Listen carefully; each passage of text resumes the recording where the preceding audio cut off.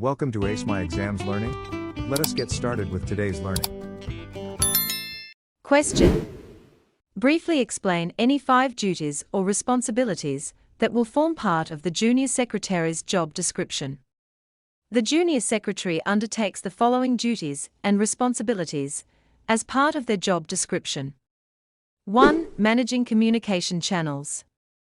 The junior secretary handles telephone calls, telex, and fax transmissions to ensure prompt responses and efficient communication with clients, suppliers, and other stakeholders. 2. Filing management. Organizes and maintains physical and digital filing systems to ensure easy retrieval and secure storage of documents, correspondence, and records. 3. Client negotiations. Assists in negotiations with clients, suppliers, or partners to ensure smooth communication and collaboration to meet business objectives. 4. Meeting planning. Coordinating and planning meetings, including scheduling, preparing agendas, arranging venues, and ensuring all necessary resources are available for successful meetings. 5. Office operations control. Manages stationery and office equipment inventory to ensure adequate supplies are maintained, and liaises with vendors for efficient procurement and maintenance. Additionally, the junior secretary oversees general office operations to ensure smooth functioning. 6. Diary and travel management. He or she manages the employer's diary by scheduling appointments and coordinating travel arrangements, including booking flights, hotels, and transportation. This contributes to the overall efficiency of the business or organization. When promoted to a senior position, 3rd level, a secretary has to apply organizational and project management skills. State 6 functions of a senior secretary other than the skills mentioned above. In addition to the mentioned skills, the senior secretary should also be able to 1. Utilize advanced computer proficiency, including specialized programs and electronic aids, to streamline administrative tasks and enhance productivity. 2. Demonstrate the ability to work autonomously with minimal supervision, taking initiative, and making decisions independently when necessary to ensure smooth workflow and timely task completion.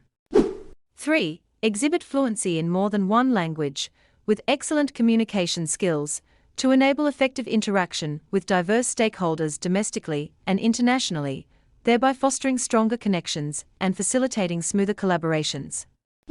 4. Effectively manage daily routine tasks such as paperwork, correspondence, and administrative duties, ensuring meticulous attention to detail and accuracy to maintain organizational efficiency and compliance.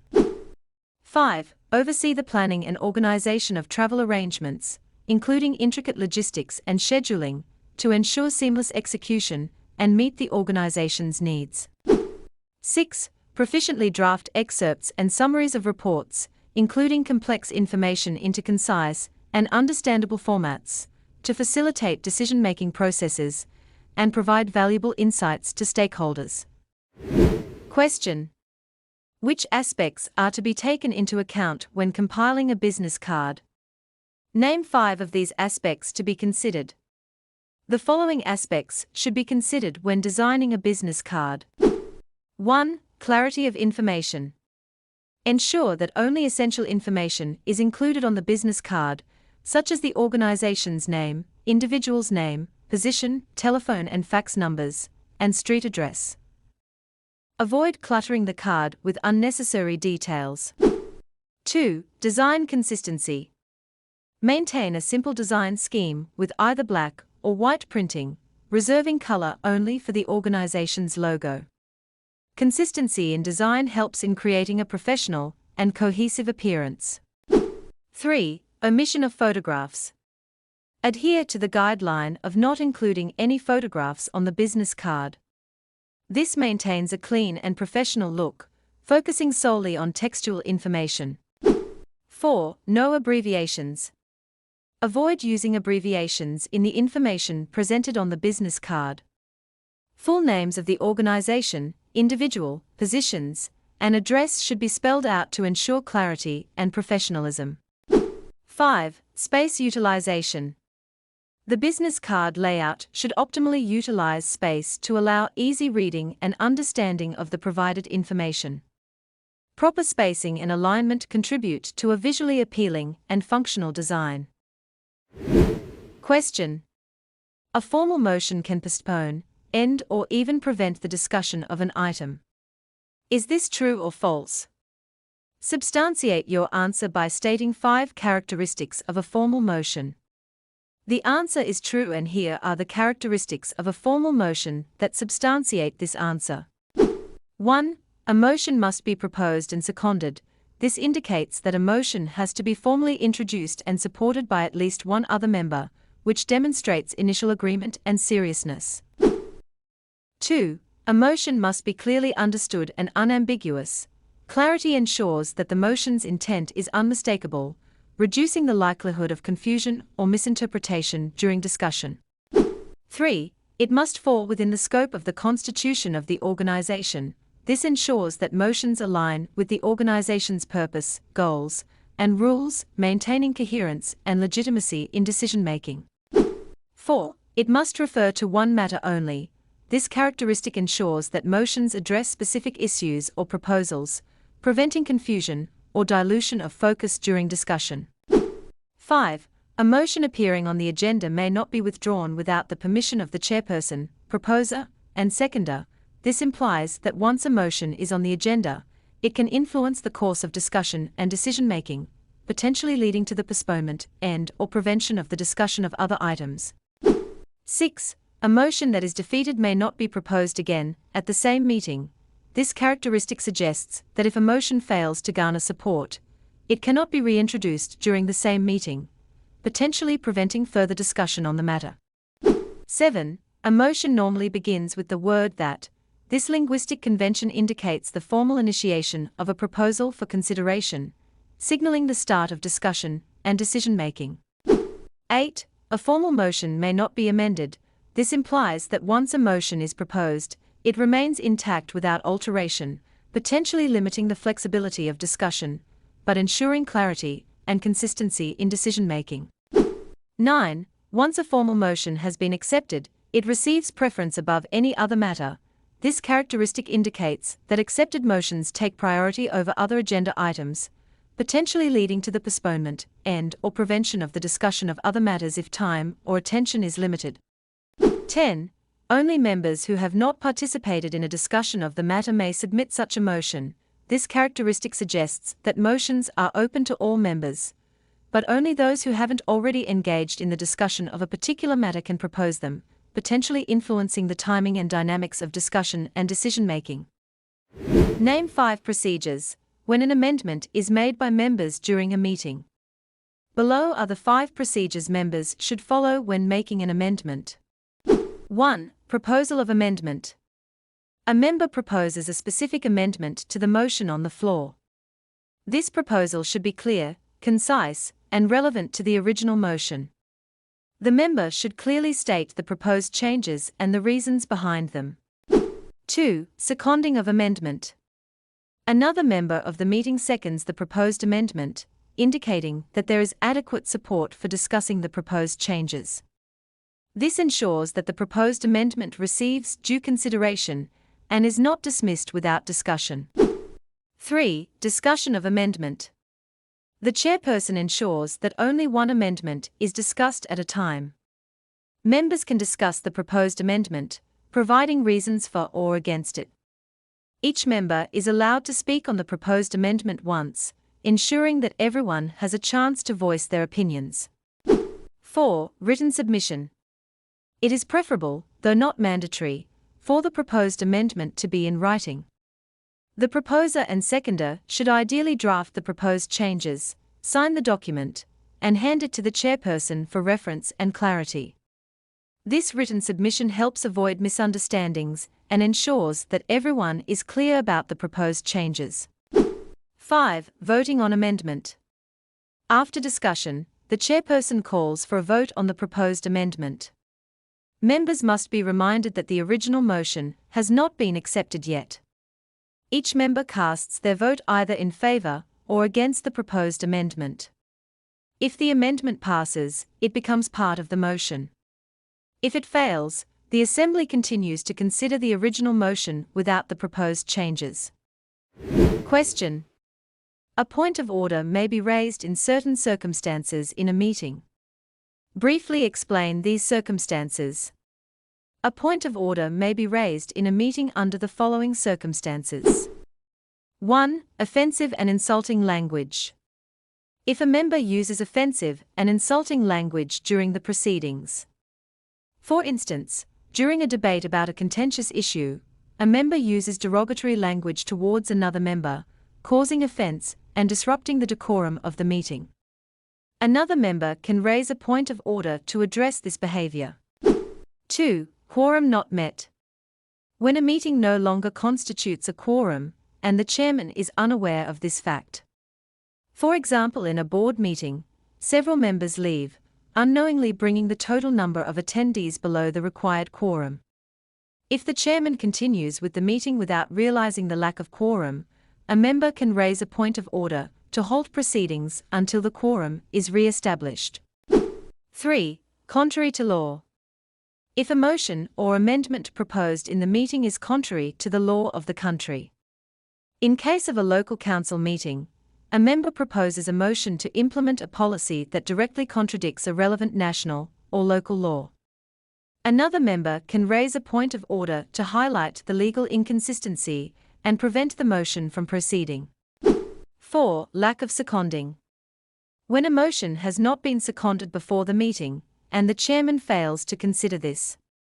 For instance, during a homeowners association meeting, a member proposes a motion to allocate funds for a community event, but no other member seconds the motion.